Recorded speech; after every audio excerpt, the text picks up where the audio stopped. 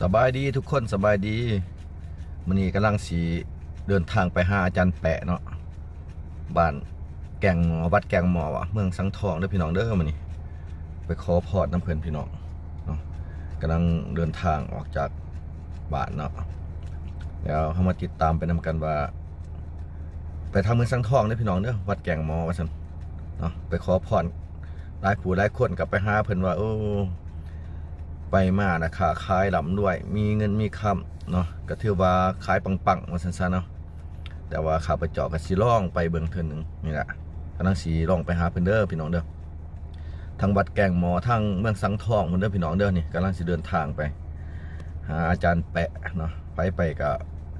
มาค้าขายขึ้นเนาะปังๆเบิดทุกคนนะข้าพเจ้าก็ได้สิได้ลองไปหาเพิ่นก่อนว่าซั่น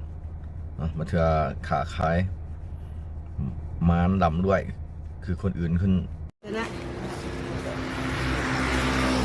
เอามาซื้อเอียนเด้อหอดวัดอาจารย์แปะได้นี่วัดแกงหมอเด้อพี่น้องเด้อมาซื้อเอียนอยู่หน้าวัดเด้อแล้วขอไปถวายพี่เด้อกายบันอ่างสัมพนามะนี่วัดอาจารย์แปะลูกศิษย์หลวงหาเพิ่นได้มื้อนี้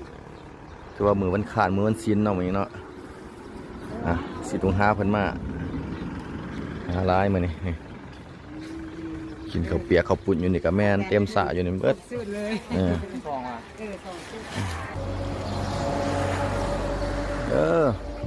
ฮอดจ้ะวัดอาจารย์แปะลูกศิษย์ลูกหาเพิ่นหลายเนาะถือว่ามาฮอดมาถึงเนี่ยเนาะพี่น้องลูกศิษย์ลูกหาเพิ่นหลายมามื้อนี้ก็เป็นมื้อวันศีลแหน่วันอังคารเด้อพี่น้องเด้อทางวัดแกงหมอเด้อพี่น้องเด้อทาง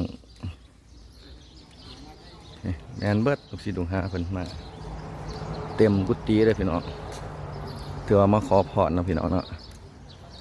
ถือว่ามาขอโศกขอหมานขาขาย